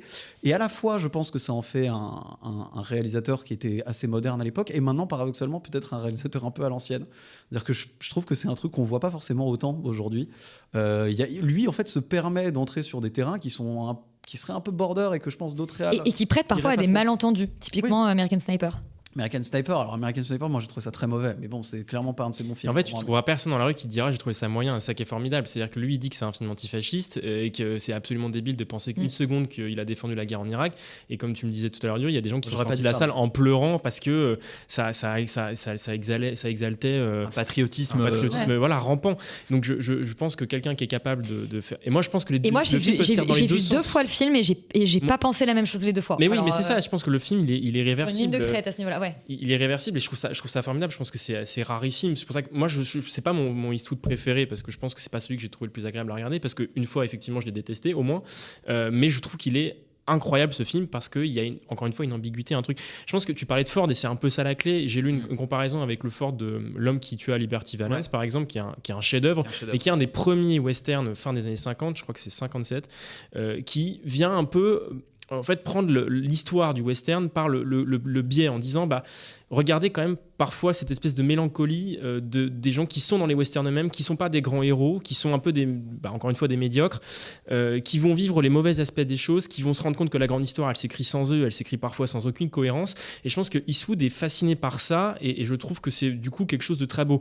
Par ailleurs, tu disais que c'est un acteur qui a beaucoup joué, c'est un réalisateur qui a beaucoup tourné et parfois il a joué dans les films qu'il a quand même, et ça faut le dire, il a produit, tourné et joué dans les films qu'il a fait. Et ça c'est assez fascinant parce que pour le coup on l'a vu physiquement vieillir mais même se dégrader, aller dans des rôles, je pense à Gran Torino dans lequel il joue au départ un type complètement un vieillard acariâtre, raciste, il s'est mis même dans des positions où il incarne cette médiocrité. Mais oui, je pense qu'il se pense lui-même comme une idée, c'est-à-dire que la meilleure manière pour lui d'incarner quelque chose, de pousser un truc, c'est de se mettre lui-même dedans parce qu'il sait ce qu'il a envie de raconter avec cet acteur, avec ce corps. Et parce qu'il est particulièrement conscient de ce qu'il projette et que c'est un des rares acteurs qui, quand il a été casté au début, quand même dans 2 rôles absolument marquant d'un point de vue même pop culturel dans ce qu'ils ont laissé, c'est le western de Sergio Leone avec l'homme sans nom, l'homme au poncho et l'inspecteur Harry, donc 2 deux figures qui, en fait, sans même qu'on ait vu les films, on sait exactement ce à quoi elles renvoient. Donc dans un cas, une espèce de héros mutique, no bullshit, avec la clope entre les dents, qui balance des punchlines.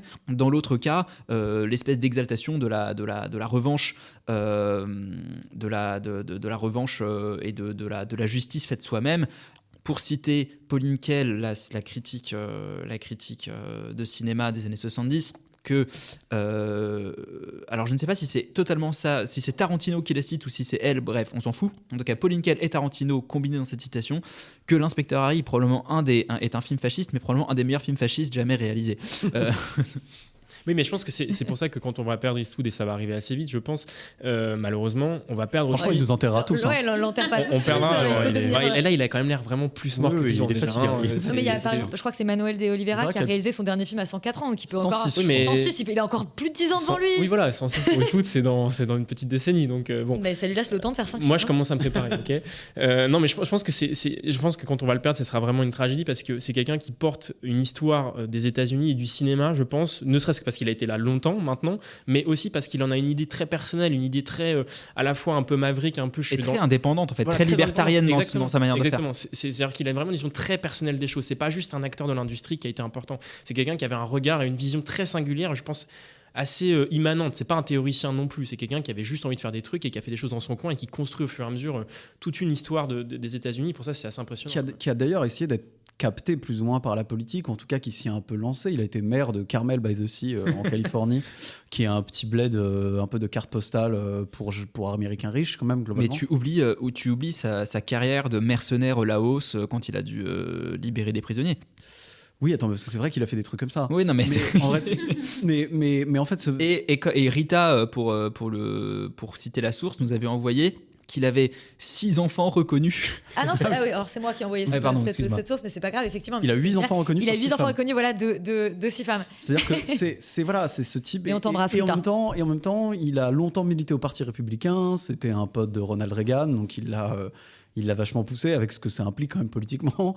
Il a été maire républicain de la ville de Carmel. Il a soutenu publiquement Mitt Romney et il a pas trop cassé de sucre sur le dos de Donald Trump. Enfin, il l'a jamais vraiment soutenu totalement, mais il a quand même une sorte de pédigré politique un peu étonnant. Mais c'est ce qui rend ces films si passionnants au regard de ça, quoi. Parce que tu regardes si simple sur l'affaire Richard Jewell, ça n'a aucun sens si tu te mets dans cette perspective. Non, mais c'est tellement très étonnant. Anti-système que c'est. Oui, bien sûr. Et à la fois c'est anti-système, mais en même temps, je pense que ce qui soutient en fait derrière ça, c'est l'américain à l'ancienne, de la frontière, de la liberté, de ce truc de l'homme tout seul face au reste du monde et à la nature et à ses propres capacités. Et je pense que ça lui donne une sorte de edge, un truc spécial en fait, qui est aujourd'hui très old school. Et qui lui permet de naviguer entre tous les genres aussi. Et qui lui permet de faire des films quand même tout à fait corrects. Roman, je crois que tu as une question. Oui, en fait, justement, je connais très mal la filmographie de Clint Eastwood et du coup, c'est une question vraiment par pure curiosité parce que je sais quand même qu'il joue dans beaucoup de ses films, comme vous l'avez dit. Du coup, qu'est-ce qui fait que, parce qu'il y a un truc on lui reproche quand même, du coup, un peu son ego, qu'est-ce qui fait que, du coup, c'est pas prétentieux sa façon de faire des films et de les rôles qu'il se donne. Exactement. Ça dépend des films en fait. C'est-à-dire que ça dépend des films. Grand Torino, on pourrait considérer que c'est un rôle extrêmement prétentieux parce qu'il se. Enfin, pardon, à un moment, c'est un film de rédemption. C'est un film très christique. Oui. Et pourtant, j'allais dire White Savior, effectivement. Et pourtant, il est tellement dur avec son propre personnage, il se met tellement à mal dans le film en se montrant comme une espèce de vieil aigri raciste, complètement désagréable. En fait, tu ne peux pas aimer ce type-là. Et en fait, il arrive à cette ligne de crête-là. Il y a des films beaucoup plus gênants, comme Cry Macho, qui était pas un bon film par ailleurs. Où en fait, c'est juste lui qui se fait un ego trip d'un mec de 90 ans qui est extrêmement stylé parce qu'il fait du rodéo, mais on n'y croit pas une seconde. Quoi. Il y a des gens qui disent qu'il est masochiste dans les rôles qui se donnent, qu'il y a une volonté d'être toujours plus décrépit, plus abîmé. Mais moi, je pense qu'il est aussi. Est-ce que c'est vraiment de la prétention quand t'es là dès là avant tout le monde, t'as tout vu, t'as tout vécu? Et genre qu'il y a des mecs qui essayent de te donner des conseils, tu les envoies chier, est-ce que c'est de la prétention ou c'est juste que t'es un peu fatigué, que t'en as marre? T'as hâte d'en arriver là, non? J'en sais rien, peut-être t'en es déjà là en fait. J'espère. Je le souhaite tous les jours. Non mais je veux dire, en fait je pense qu'il a probablement une méthode un peu prétentieuse dans son travail qui fait que il envoie chier des mecs qui veulent faire des scènes en plus quoi. Mais en même temps c'est Clint Eastwood, donc le fait est qu'il a souvent raison. Le dernier point qui me semblait intéressant de relever, c'est que c'est un cinéaste dont la réception critique française est particulièrement élogieuse par rapport à la réception critique qu'il a dans son pays, aux États-Unis ou à travers le monde. Qu'est-ce qui fait qu'il a cette spécialité française ? Alors c'est aussi le cas de Woody Allen. Enfin, on a quand même cette capacité en France de parfois penser. Mais c'est le cas même de Hitchcock, en fait, si on remonte encore plus loin. C'est vraiment un truc très culturel de considérer les auteurs, enfin les réalisateurs américains qui font partie d'un système de production dans lequel ils sont des simples employés exécutants, comme des auteurs. Et c'est pour ça que c'est toute une école critique française qui a considéré que des John Ford, des Douglas Sirk, etc. étaient des auteurs à part entière. Et en fait, Eastwood, et ça c'est assez intéressant, un espèce de pare-balles critique en France qui est assez, enfin moi je trouve que parfois un peu exagéré. Oui, trop. Ouais. Parce qu'il y a un côté où sur les derniers en tout cas. Oui, et depuis 20 ans, à chaque fois qu'il fait un film, boum, c'est le dernier Eastwood, c'est un chef-d'œuvre, quoi qu'on en dise. Et celui-là, il a annoncé que c'était son dernier, puis finalement plus tout à fait, c'est ça ? Mais tu trouves quand même des gens pour défendre le 15h17 ou Cry Macho ou des 15h17, c'était une purge. qui sont prêts à défendre des purges par pure posture de non mais c'est Clint Eastwood, et ce qui est quand même il a une espèce de pare-balles critique en France là-dessus que moi je trouve assez étonnant. Mais je pense qu'il a un truc pour fissurer un peu ça, c'est que justement je pense qu'on jouit beaucoup en France de ce côté critique du système américain. On aime bien voir tomber l'empire en fait, et je pense qu'il se pose vraiment là, dans cette perspective là, et parfois à tort, parce que typiquement la fameuse trilogie de l'héroïsme où il y a donc American Sniper qui dans son genre est un chef-d'œuvre, mais aussi Sully qui est assez mauvais, et 15h17 qui est vraiment très problématique.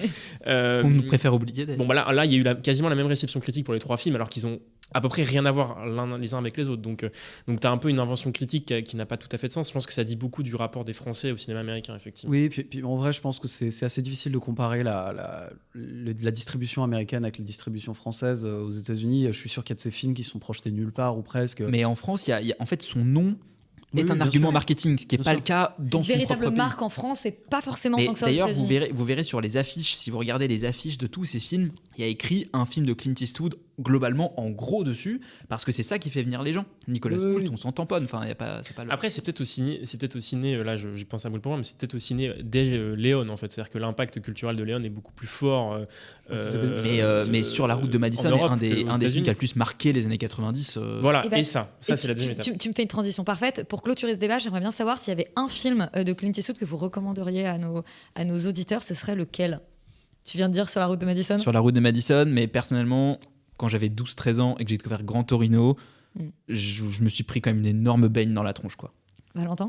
Moi, je vais citer un dont on n'a pas parlé, où il n'est pas réalisateur, qui est Les Proies de Don Siegel, qui est un focus Don Siegel un jour. Un super exemple de l'excellent acteur qu'est Clint Eastwood, quand même, parce qu'il a un rôle qui est très particulier, où il est un peu victime, un peu dangereux, on ne sait pas trop.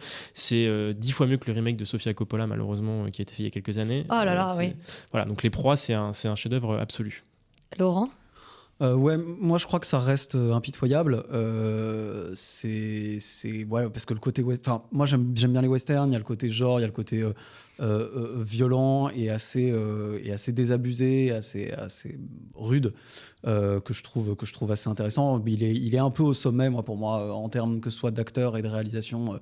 Je pense que c'est un truc qui dynamite certaines choses dans le western, où il en est le plus grand représentant. Enfin, moi, j'ai beaucoup aimé ce film. En réalité, il y en a plein d'autres. Hein. Ouais. Voilà, sur la route de Madison, effectivement, est quand même un de ses principaux. Et personnellement, je ne vais pas dire donc, sur la route de Madison, puisqu'on l'a tous dit, je vais dire Mystic River, qui est pour moi un des meilleurs films noirs, enfin je veux dire le sens très classique, voilà, mais fait qui est un film d'un désespoir, mais vraiment total, et qui m'a assez traumatisée pour le coup quand je l'ai vu ado, que j'ai revu plus tard, et qui est pour moi quand même un des sommets de la carrière de Eastwood. Voilà, on va refermer ce débat et maintenant s'aventurer du côté du petit écran. Ce sont Les Enfants sont rois, nouvelle série Disney+. Kimi Dior a 6 ans. Elle a été enlevée aujourd'hui dans le parking de sa résidence. On met tout en œuvre pour retrouver votre fille.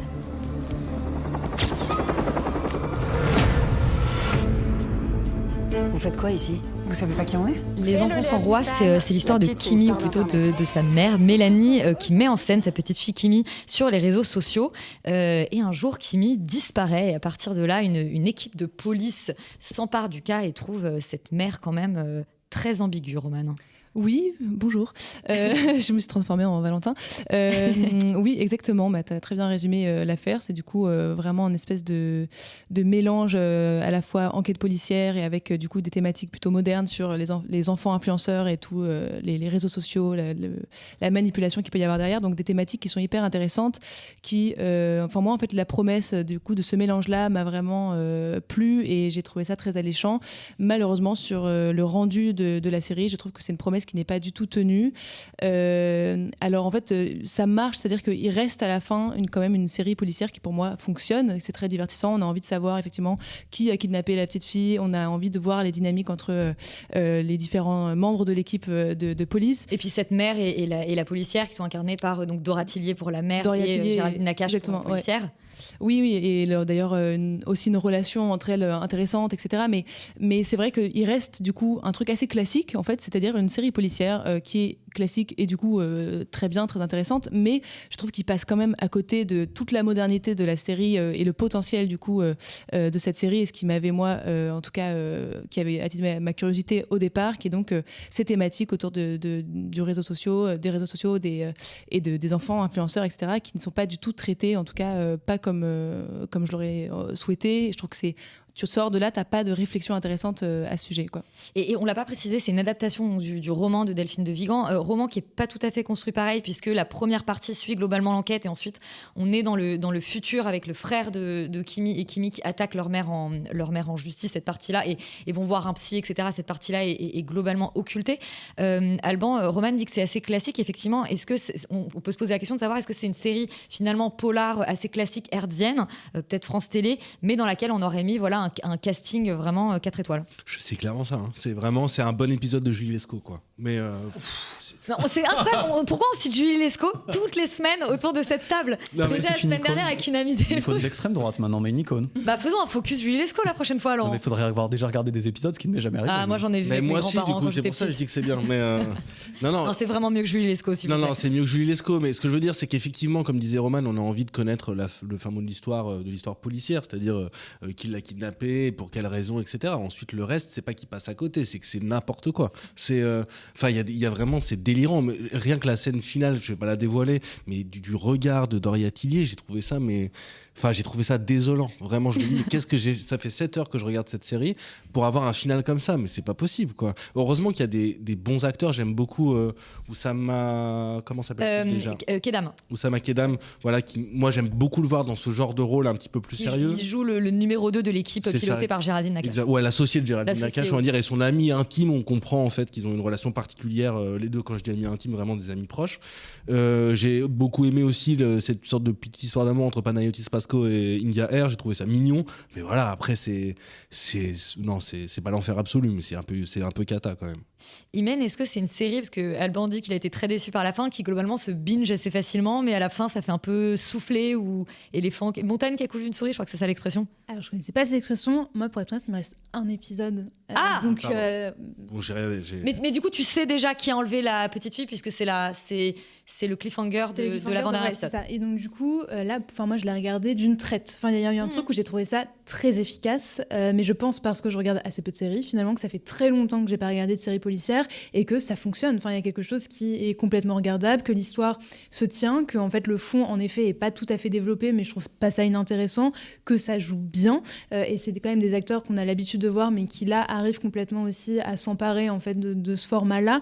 Moi je trouve qu'elle est bien sous toute couture. Après ça s'arrête un peu là. Il y a quelque chose où... Oui, mais ça prétend autre chose. Ça prétend autre chose, c'est ça le problème. Ça pourrait se voir à la télé. Je pense qu'il y a une ambition supplémentaire, en plus en adaptant aussi une œuvre littéraire, etc., qui n'est pas forcément présent dans la série telle qu'elle. Et alors, on n'a pas parlé de l'équipe créative qui était derrière. Elle est co-créée par 3 scénaristes qui sont Benjamin Adam, Julie Tavas et Victor Rodenbach, et elle est réalisée par Sébastien Marnier, qui est un réalisateur de cinéma, Laurent. Ouais, mais de films que j'ai pas vu en fait, même si je trouve que la réal dans l'ensemble est plutôt pas mal. Moi, du coup, il a fait l'origine du mal dans mes souvenirs. Enfer absolu, ce film. Oui, Enfer absolu, et en fait. Et l'heure de la sortie qu'il avait réalisé avant. L'origine du mal. Avec Laure Calamy. Ouais, ce truc-là, oui, pardon, je confonds. Et avant, il a fait l'heure de la sortie avec Laurent Lafitte. Ouais, c'est-à-dire qu'en fait, dans l'absolu, moi je trouve qu'il y a des trucs de réal qui sont pas trop mal. C'est-à-dire que c'est honnêtement fait. Je vais être d'accord avec tout le monde. Dans l'ensemble, c'est une série que je trouve assez efficace et en effet qui tape un peu en dessous de là où elle devrait taper. Quoi. Ça reste quand même une série de Disney+. Moi, j'en attends un peu plus, j'en attends un peu mieux. C'est-à-dire que les budgets, clairement, sont très élevés. Il y a des bons acteurs, les décors, tout ça est taffé. Enfin, on sent qu'ils n'ont pas de problème d'argent. Je veux dire, rien que... Je sais plus, c'est dans l'épisode 5, je crois, ou l'épisode 6, où il y a la synchro de Breaking Ball, ou sur de Breaking Ball, pardon, de Miley Cyrus pendant genre 2 minutes. Au début de l'épisode, rien que acheter ce son, ça a dû coûter le prix d'une série Arte, tu vois. Donc, en fait, non, mais vraiment, pour le coup, ça déborde de moyens, tout est bien. Et du coup, c'est bien fait, il y a des super acteurs. Moi, je trouve que ça marche vraiment bien. Et c'est une série policière efficace, mais putain, on devrait avoir un peu plus d'ambition que ça, quoi, quand même. Et tout l'enjeu autour des enfants influenceurs, et je suis assez d'accord, vraiment traité comme une arène, mais ni plus ni moins. On va pas chercher à l'expliciter, on va pas chercher à aller très loin. On crée des espèces de rivalités entre enfants influenceurs, mais en fait tout ça reste assez mignon et pourrait être beaucoup plus sordide, pourrait être beaucoup plus... Dans le roman où ça se passe sur plusieurs années, je crois il me semble qu'on suit quand même un peu plus l'évolution des lois autour des... Tu l'as dit, manifestement, c'est pas une très bonne adaptation du roman, en tout cas pas proche. Je me suis renseignée, mais j'ai pas lu le livre. Très clairement, ça a pas l'air d'être le projet d'adapter de manière sérieuse le propos du roman. On veut faire une série policière pour que les gens voient une disparition d'une enfant avec la reine des influenceurs enfants, machin, pour faire genre. Mais moi, je crois pas, en fait. TikTok, Instagram. Alban, toi, tu crois pas, mais c'est non, ta reine. mais justement, moi, je pense précisément que c'est l'inverse. Ils ont voulu faire une série un peu sulfureuse sur le rôle des influenceuses, mères et enfants, sauf qu'ils se foirent totalement. Et c'est pour ça que je suis pas d'accord à dire que c'est une bonne série policière, tout ça. Mais le problème, c'est qu'on n'est pas là pour regarder que ça. Et c'est moi le gros problème de la série, c'est qu'en fait, il tient pas ses promesses. Et du coup, on n'a pas envie de regarder ça. Enfin, encore une fois, je préfère regarder une série policière qui s'assume totalement, genre Navarro, Juliesco. Navarro. Sublime. Et en plus, moi, du coup, pour avoir vu L'origine du mal, c'est difficile de s'accrocher à la mise en scène de cette série parce que moi, je trouve qu'elle appuie vraiment là où ça fait mal partout. C'est-à-dire qu'elle appuie sur tous les trucs lourdingues. D'ailleurs, en fait, on parlait des vidéos parce qu'on montre du coup Happy Récré, qui donc sont les vidéos qui sont faites par la chaîne de YouTube, etc. Il y a un truc qui est tellement pas crédible, qui est tellement pas réaliste là-dedans non plus. Ça tombe un peu au ridicule. Est-ce que tu suis beaucoup de chaînes d'influenceurs enfants ? J'allais dire, j'en suis pas, mais justement, j'ai du mal à y croire. C'est-à-dire que du coup, tout est cliché et en partant de cette espèce de réseau social imaginé et donc de vidéos, de chaîne YouTube, qui déjà est un fantasme qui n'est pas crédible, ce qui fait que en fait tout tombe à plat. Et après, c'est vraiment de la psychologie de comptoir pour les personnages qui sont vraiment expliqués de pourquoi je suis comme ça. Voilà, j'ai eu dans mon passé, j'ai eu ça. Enfin bon, c'est quand même très lourdingue. Notamment, ça arrive à l'épisode 5 où moi jusqu'ici je me disais c'est de bonne facture, c'est une série policière très classique, mais que je suivais. Et à l'épisode 5 d'un coup, je sais pas ce qui se passe, on a tous les personnages qui révèlent des choses, qui explicitent leur backstory. Alors moi en fait il m'arrivait ça avec ma mère et tout, et là d'un coup je suis descendue de plusieurs étages et je trouve que le final avec on est dans une zone blanche, etc. Alors là on est dans tous les poncifs du genre. Reveal, on en a parlé tous les deux. Oui, mais on va pas le révéler, mais c'est à mourir de rire. Ah oui, non mais c'est pas pour les gens qui auraient écouté, je vais pas spoiler, mais j'allais dire c'est pas tant le reveal en lui-même que je trouve assez décevant et pas très original, c'est la manière dont en fait ils vont nous placer des indices au dernier moment dans des vidéos d'une manière. Enfin moi j'ai explosé de rire en regardant pour le coup. C'est parce que franchement qui arrive dans l'écran. Enfin bon. Chut. C'est parce que franchement vous êtes border.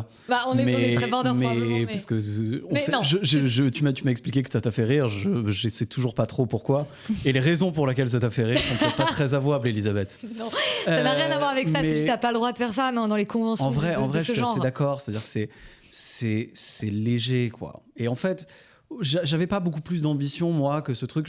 Moi, je suis moyennement d'accord avec toi, Alban, quand tu dis qu'ils avaient vraiment la volonté de parler des enfants influenceurs, machin. Moi, je crois pas à tout ça. Je crois que vraiment, au contraire, l'ambition est vachement rade et pas crête, quoi. L'idée est de faire un truc... un truc criminel vraiment de base, et dans l'absolu moi ça m'intéresse pas trop, c'est pas trop un genre qui me fait particulièrement kiffer en série. Et surtout toutes les chaînes hertziennes font ça depuis 15 ans, et pour le coup, voilà. c'est pareil, ça aurait pu être sur France 3 quoi, ou sur France 2. Ouais, mais t'es quand même là où moi je trouve que tu vois qu'il y a de l'ambition de départ, c'est au contraire de parler de ça, c'est que t'as une énorme frustration. C'est que moi, à la fin, j'ai finalement rien entendu, j'ai pas de réflexion nouvelle par rapport à ça. On me montre une arène qui du coup sert à rien, donc c'est déjà à partir de là une assez mauvaise série. Dans ce cas, contente-toi de l'arène policière.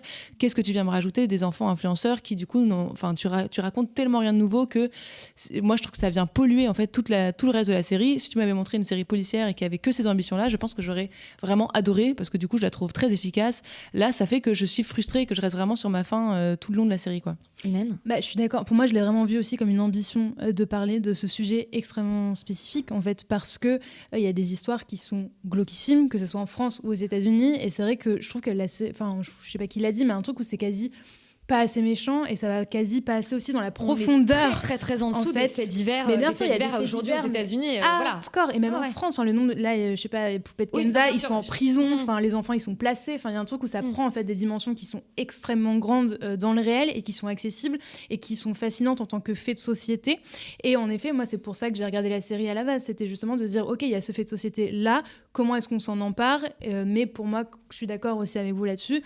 C'est pas du tout à la hauteur de ça et on crée des espèces de petits conflits entre les gens avec de la psychologie qui fonctionnent pas tout à fait. Mais l'enquête policière reste efficace. Mais c'est Disney. Enfin, tu vois, Disney, ils veulent pas trop se salir les mains, ça reste quand même. Du coup, quel est l'intérêt, tu vois, de proposer, d'adapter Delphine de Vigan si au final tu rentres pas vraiment dans le sujet, quoi. Mais je sais pas. Se salir les mains, c'est pas non plus. Enfin, je veux dire, c'est un sujet sur lequel je pense que la plupart des gens vont tomber d'accord pour encadrer, voilà, Oui, non, mais dans le sens salir les mains, dans le sens montrer des trucs plus glauques, aller dans des histoires plus violentes, aller dans des trucs. Tu vois, si ça avait été fait pour HBO ou pour Canal, ce serait pas du tout la même histoire. Je veux dire, je pense qu'en fait, c'est le truc de Disney qui essaye d'adapter ce truc, qui fait que y a des petits problèmes dans l'intérêt global, parce qu'en effet, je suis d'accord avec vous, c'est-à-dire que c'est léger, c'est-à-dire en dehors d'un truc policier plutôt efficace, il y a pas grand-chose. Et en effet, moi, j'en attendais mieux, mais en fait, du coup, je suis pas d'accord je suis pas sûr qu'il y ait eu cette ambition. C'est-à-dire que, à mon avis, s'il y a eu une ambition quelque part de faire ça, très vite Disney a fait non, on arrête tout de suite, on va faire un truc beaucoup plus propre, ça va faire une disparition de petites filles, et à la fin, tout va bien se passer. Peut-être juste pour dire un petit mot positif quand même sur la série, je trouve qu'il y a peut-être un truc que je sauverais qui est la tonalité, disons, parfois que prend la série, c'est-à-dire cette espèce de mélange entre un thriller sociétal avec l'enquête policière et à la fois un côté drame intime familial, et que parfois la série, un peu par magie, arrive à mêler les deux d'une manière assez maîtrisée, qui je trouve est assez jolie. Et d'ailleurs, c'est vraiment du coup quand la série s'écarte du coup des réseaux sociaux et de l'enfant influenceur, etc., qu'elle arrive à toucher quelque chose de plus profond, de plus intime chez les personnages, même si, et c'est ce que je voulais dire tout à l'heure, c'est en termes de mise en scène, je trouve que, je pense que j'ai oublié le nom de ce réalisateur, Sébastien Marnier. Je pense que son problème, c'est qu'il ne sait pas filmer l'intime, et que c'est pour ça qu'il le fait aussi peu dans la série. C'est qu'il est très très peu avec ses personnages principaux, et en fait, dès qu'on est avec eux, on a une forme de distance qui est installée par la mise en scène en permanence, par des cadrages, etc. Ce qui fait que moi, j'ai du mal aussi à avoir de l'empathie, et que j'essaie de m'accrocher vraiment par des petites scénettes avec Nakache et Doria Tillier, mais que c'est vrai qu'il ne sait pas filmer l'intimité des gens. Il se contente de l'atmosphère, c'était déjà pareil dans L'Origine du Mal, d'une atmosphère un petit peu angoissante, un petit peu étrange et awkward, qui fait qu'il se raccroche à ça, et ça donne un truc très global mais très artificiel, qui fait que moi j'ai vraiment eu du mal aussi à suivre la série, sauf par ces petites scènes qui parfois m'ont sauvé un petit peu, où je me disais ok, là, le personnage est un petit peu plus complexe qu'il n'y paraît. J'ai l'impression que tu parles une nouvelle fois d'une amie dévouée en nous parlant de manque d'empathie. D'ailleurs, il y a aussi, ça traite un peu de la mythomanie, un peu mieux par ailleurs, je trouve, avec Doria Tillier, même si c'est différent, mais quand même. Bon, on recommande Les Enfants sont rois aux amateurs de polar classique. Voilà, ne vous attendez pas à plus qu'un polar classique, et dans ce cas-là, vos attentes seront satisfaites parce que c'est relativement efficace, minus la fin. Voilà, mais si vous vous attendez regardez plutôt un documentaire sur les enfants influenceurs, j'imagine que vous serez plus intéressés. C'est tout de suite l'heure des recos de la perche. Perdons pas de temps, salam alek. Si j'en crois mes informations, le temps travaille contre nous. C'est bien ça, Jimmy ? Oui, à 100%. Alors voyons voir. Et Valentin, ce soir, tu nous parles de Haneke, puisqu'il y a la ressortie de je sais plus combien de ces films, mais une dizaine quasiment. Une douzaine, Une douzaine, c'est ça. Une douzaine qui sont mises à disposition par les films du Losange. Alors, c'est un peu parisien cette petite insert, parce que, bon, de fait, c'est dans un cinéma à Paris, le cinéma Les Écoles. Oui, mais on peut recommander de façon plus large à nos auditeurs. Ça nous permettra de parler de Michael Haneke, ce qui n'est pas nécessairement une mauvaise chose. Effectivement, il ressort 12 longs métrages, dont le dernier Happy End, par exemple, dont Amour et Le Ruban Blanc, qui sont donc les films primés à Cannes de Michael Haneke, dont aussi ces films pour la télévision, dont par exemple Le Château, qui est plutôt pas mal du tout, et les premiers films, je vais pas parler, il y a Funny Games aussi, qui est évidemment un des films les plus connus de Michael Haneke, et il y a notamment les 3 premiers aussi de sa trilogie de la glaciation, qui sont 3 grands films extrêmement dépressifs, dans l'ordre Le 7e continent, Bénice Vidéo et 71 fragments d'une chronologie au hasard. Donc c'est peut-être pas une idée formidable d'avoir ressorti ces films un début novembre, comme ça, dans l'obscurité de l'heure d'hiver. C'est Halloween. Ouais, voilà. Bah, disons que si vous voulez voir un truc qui fait peur et qui a été primé à Cannes et qui vaut sa palme, bah, ça peut être intéressant d'aller mater un ou deux à Haneke. Comment le présenter ? C'est extrêmement déprimant, c'est extrêmement froid, c'est extrêmement lucide et extrêmement fort sur la condition humaine. Non, mais en fait, c'est une expérience un peu limite, Haneke. Enfin, moi, je trouve que c'est fascinant. C'est un peu dur aussi, hein. C'est un peu dur d'accès, mais il fait partie des cinéastes qui ont élevé vraiment le langage cinématographique, quoi. On raconte quelque chose de radicalement nouveau, radicalement différent. Donc, voilà. N'allez peut-être pas voir Happy End parce que c'est un peu de la merde et qu'il est peut-être lui en train de mal vieillir. Mais dans l'ensemble, c'est quand même très très solide, Haneke, et ça vaut vraiment le coup d'aller y jeter un œil, quoi.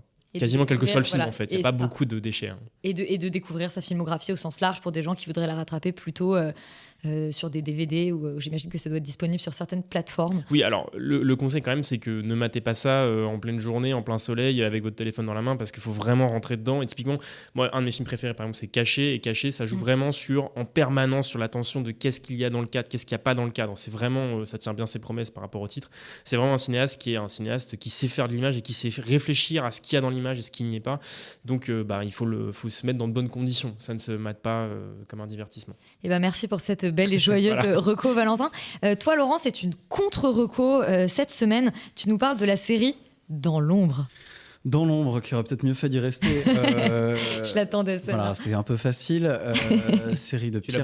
Tu l'as bossé longtemps. Même pas, en fait. C'est dire le niveau de dépression. C'est la série de Pierre Scholler, qu'on connaît pour notamment L'exercice de l'État. Qui est un bon film. Qui est un bon film. Il revient à la politique pour parler...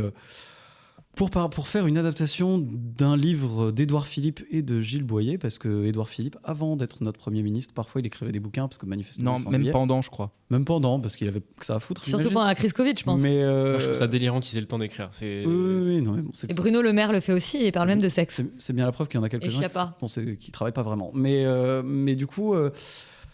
Ou alors ils font des crimes de très mauvais livres, je ne sais pas, je ne lis pas. Mais en tout cas, c'est une série quand même extrêmement déprimante parce que vraiment très mauvaise. C'est-à-dire qu'il y a un très très gros problème de facture. C'est-à-dire que qu'est-ce qui s'est passé au niveau des dialogues ? Où sont les dialoguistes ? Où sont les gens qui ont écrit ce film ? Il y a des moments de gêne, quasiment tous les épisodes. En fait, tout ça est censé se passer en 2025, mais du coup, le bouquin a été écrit en 2011, donc il y a des trucs dedans qui sont clairement des trucs d'anticipation qui n'arrivent pas. Et ils n'ont pas corrigé le tir. Notamment des bagnoles automatiques, enfin, tu vois, des bagnoles sans pilote. Oh là là. Et donc, du coup, il y a des trucs vraiment. Retour à le futur. Il y a des trucs très très bizarres qui se passent dans le film et dans la série et qui sont complètement. Qui n'ont pas de sens. Il y a beaucoup de choses en fait qui globalement n'ont pas de sens. Le film en fait est porté par. La série. La série, pardon, est portée par Swan Arlo et Melville Poupeau, qui sont quand même pas des gros nazes. Au-delà de ça, enfin Swan Arlo, moi je trouve quand même. Ça se discute pour Melville Poupeau quand même. Mais il y a Karine Viard, il y a toute une équipe d'acteurs tout à fait honnêtes. Et honnêtement, c'est honteux. C'est-à-dire qu'ils arrivent à faire vraiment considérablement moins bien que Baron Noir il y a 10 ans avec Cadmerade, quoi. C'est-à-dire que c'est quand même se dire que c'est ça votre niveau de comparaison, c'est triste, parce que Baron Noir, en fait, c'est vachement bien, ça parle de politique vachement mieux. Là, en fait, ils essayent de faire rentrer l'histoire via ce qu'ils appellent un apparatchik, donc c'est-à-dire un homme de l'ombre qui qui est en fait le bras droit, un peu le baron noir en fait, hein, de comment dire, du personnage principal qui se présente à l'élection présidentielle. Et en fait, ça marche pas parce que c'est pas vraiment ça. C'est-à-dire qu'il y a tout un tas de trucs qui arrivent à droite à gauche. On switch de point de vue. Il y a des moments où il se passe des trucs qui sont pas du tout expliqués, où il y a pas de sens. Enfin, il y a des tels problèmes d'écriture que je trouve ça inacceptable. Moi, j'ai regardé à peu près toute la série en 1,5 parce que vraiment, je pouvais pas accepter de faire autrement. Et ça ne s'améliore pas, quoi. C'est-à-dire qu'il y a pas de... Il y a un ou deux moments comme ça où je trouve qu'il arrive à capter un petit truc où ces gens-là qui font de la politique, ils arrivent à faire des coups d'éclat, ils y voient en fait, on peut entreapercevoir la force en fait émotionnelle que peut créer la politique quand les gens le font bien, quoi. Mais c'est deux politiques qui ont écrit le truc, parce que c'est Gilles Boyer, voilà, donc Gilles c'est un Boyer qui est aussi député un européen. ouais. Ou ex-député européen. Ouais, enfin bon, en gros, c'est des mecs de l'UMP, quoi. Voilà, et ils savaient pas, et donc ils savent pas raconter la politique. Non. En tant que politique. À mon avis, ils savent pas écrire des livres. Il n'y a pas une primauté au fait que ce soit écrit par des insiders. Est-ce que c'est eux ? Je pense que les faits en fait, qu'il y a derrière, qui sont globalement le genre d'enjeux qu'on a quand on fait de la politique, ils sont assez solides. Est-ce que c'est eux qui ont mal écrit le bouquin et que l'histoire du coup est pourrie ? Ou est-ce que c'est parce que les scénaristes ou Pierre Scholler n'ont pas fait leur boulot correctement pour l'adapter en série ? Ça, j'en sais rien. Est-ce que c'est les deux ? Probablement. Mais en tout cas, aujourd'hui, ce qui est fou, c'est de sortir une série politique après tout le passif qu'il y a, et notamment en France où il y en a déjà des bonnes, pour faire un truc aussi médiocre avec des vrais acteurs, avec des vrais insiders. Enfin, c'est honteux, quoi. Honnêtement, c'est un peu honteux. C'est-à-dire que quand on voit ce qui sort aujourd'hui par rapport à ce qui pouvait sortir avant, regardez Baron Noir, mais regardez pas ça. Tu parles de Baron Noir qu'effectivement on recommande sur Canal+, et moi tout ce que tu me racontes me rappelle les Hommes de l'Ombre, une série de Dan Frank qui date de 2012 avec Carole Bouquet. Il y a eu 3 saisons. Ouais. On vous recommande de faire l'impasse sur Dans l'ombre, les Hommes de l'Ombre, tout ce qu'il y a de l'ombre, et vous voyez plutôt Baron Noir. C'est l'heure de la carte blanche. J'ai réfléchi à ce que tu m'avais dit l'autre jour. J'ai passé la moitié de la nuit à y réfléchir. Et puis j'ai eu un flash. Et ce soir, la carte blanche, c'est toi, Alban. Enfin, c'est toi la carte blanche. C'est à toi qu'on fait carte blanche. Vous me regardez pendant... Voilà, on te regarde. Pour nous parler de Michael Hirst, le cinéaste, mais surtout de ses paysages, souvent filmés en plan fixe. Effectivement, donc le parc de Saint-Cloud, celui de Primrose Hill à Londres, les abords verdoyants du lac d'Annecy, le quartier Beaugrenelle ou encore la place Léon Blum à Paris, tous ces lieux constituent avec d'autres la topographie cinématographique du réalisateur français Michael Hirst. Je me suis renseigné pour savoir comment on prononçait son nom, tel qu'il les a filmés dans Memory Lane, Ce sentiment de l'été, Amanda ou encore Les passagers de la nuit. À quelques exceptions près, j'ai moi-même visité ces lieux, j'ai déambulé dans ces parcs et j'ai arpenté toutes ces places. Pourtant, même s'ils étaient là, que le néon du cadran Voltaire la brasserie scintillait ou que le vent faisait frétiller les branches des arbres de la bordure du parc de Saint-Cloud, aucune de ces expériences n'a fait naître en moi une émotion comparable à celle éprouvée face aux images de Michael Hirst. Alors je me suis posé la question pour préparer cette carte blanche de comment expliquer cet abîme entre le sentiment distrait que me procuraient mes expériences et cette blessure légère métenue qui pointe à chaque visionnage de ces films. Alors chez Michael Hirst, tout est affaire de sentiments, que ce soit le deuil dans Ce sentiment de l'été ou Amanda, la jeunesse qui passe et qui s'échappe dans Memory Lane, l'amour filial et fraternel, la douleur de l'arrachement et de la séparation dans Les passagers de la nuit. Seulement ces douleurs, ces sentiments ne sont jamais été traités frontalement chez Michael Hirst, ils s'insinuent dans une démarche hésitante, dans une larme que l'on devine au coin d'un œil, mais aussi et surtout dans ces plans fixes de quartiers, de villes, de parcs et de boulevards périphériques. En effet, pour Michael Hirst, ces douleurs ne se disent pas, elles sont de l'ordre de l'ineffable et de l'indicible. En revanche, elles se figurent, elles se dessinent dans un monde sensible, elles s'impressionnent subtilement et délicatement sur la pellicule. Dans une interview qu'il donna à Télérama pour la sortie des Passagers de la nuit, le cinéaste faisait sienne une phrase particulièrement éclairante d'Antoine de Saint-Exupéry « On est de son enfance comme on est d'un pays ». Je pense que c'est précisément là, à cet endroit même, où réside la singularité et la précision de son geste cinématographique. Les sentiments, les douleurs, les joies aussi, deviennent des couleurs, des teintes, des reflets, des sons, celui des enfants jouant dans le lac d'Annecy ou encore celui du tramway à Berlin qui avance lentement au petit matin. C'est tout un monde qui est façonné par son geste, un monde de sentiments. Dans Les passagers de la nuit, une image exprime bien cette idée. Au début du film, Tallulah, le personnage incarné par Noé Habitat, observe le tracé de la ligne 7 du métro parisien, dont les arrêts sont éclairés sur la carte par les points lumineux. En surimpression, ce tracé s'imprime au creux du visage de l'héroïne qui désormais occupe tout le cadre. Seulement le tracé des errances de Tallulah révèle le contour d'une autre carte, autrement plus enfouie, la carte d'une enfance perdue, d'une jeune femme déracinée qui cherche dans le hasard des rues parisiennes un endroit où passer la nuit. Dans Memory Lane, la dernière séquence du film illustre également cette même idée. Le groupe d'amis qui en constitue les personnages principaux joue au ballon dans un parc en proche banlieue parisienne. Le narrateur en voix off, qui depuis le début du film porte un regard rétrospectif sur l'histoire qui est portée à l'écran, clôt son discours. Le temps a passé, il a déménagé et vit désormais porte d'Orléans. Voilà ce qu'il nous dit. La nuit tombe, je regarde par la fenêtre, on voit le balai des phares sur les périphériques. Si on penche un peu, on devine Sèvres et les collines du parc. Ce paysage, tel qu'il est décrit par Michael Herz à travers les yeux de son narrateur, est bien plus qu'un simple décor. Bien au contraire, il prend une force d'évocation telle, acquiert une telle charge de vérité, de souvenir, que le simple plan sur la ville en contrebas à la tombée du jour, celle de la jeunesse du narrateur qui clôt le film, réveille en moi cette petite blessure qui pique légèrement le cœur. Seulement voilà, désormais, quand je me balade à Saint-Cloud, à Voltaire, à Beaugrenelle, je pense au film de Michael Herz, et bien que ces endroits soient incontestablement étrangers à mon histoire, ce sont quand même mes propres souvenirs qui me reviennent en mémoire. Si on ouvrait des gens, on trouverait des paysages, disait Agnès Varda. J'ai toujours été ému par cette phrase. Grâce au film de Michael Herz, je sais désormais pourquoi. Merci Alban, on vous encourage à découvrir le cinéma de Michael Herz, que je vais donc essayer de bien prononcer. On vous remercie de nous avoir écoutés jusqu'au bout. Vous pouvez évidemment nous retrouver sur toutes les plateformes, Apple Podcast, je vais y arriver, il est temps de finir, Deezer, Spotify, on est sur YouTube pour ceux qui ont besoin de visuels et vous pouvez nous suivre sur Instagram, sur TikTok, sur Twitter. On vous encourage à nous dire si vous êtes d'accord avec ce qu'on a dit cette semaine ou pas et on vous répondra la semaine prochaine dans le courrier des lecteurs. Bonne soirée.